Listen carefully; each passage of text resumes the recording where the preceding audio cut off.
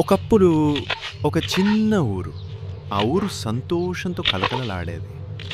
ప్రజలు కష్టపడి పనిచేసి ఆనందంగా జీవించేవారు. కానీ ఒక రాత్రి దొంగ ఊర్లోకి చేరాడు. ఇళ్లను దోచుకుని ప్రజలను భయపెట్టసాగాడు. ప్రజలు పోలీసుల దగ్గర ఫిర్యాదు చేశారు. కానీ పోలీసులు దొంగతో కుమ్మక్కయ్యారు. దొంగ ఇచ్చిన డబ్బు తీసుకుని అతనిని విడిచిపెట్టారు. దాంతో ప్రజలు కష్టాల్లో పడిపోయారు.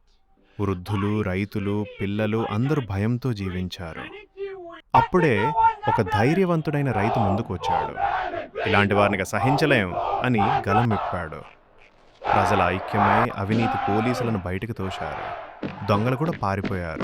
చివరికి గ్రామంలో న్యాయమైన కొత్త అధికారి వచ్చాడు. ప్రజలు తిరిగి సంతోషంగా జీవించడం ప్రారంభించారు. న్యాయానికి వ్యతిరేకంగా నడిచిన అధికారుల వల్ల సమాజం నశిస్తుంది. ప్రజల ఐక్యమైతేనే న్యాయం నిలుస్తుంది.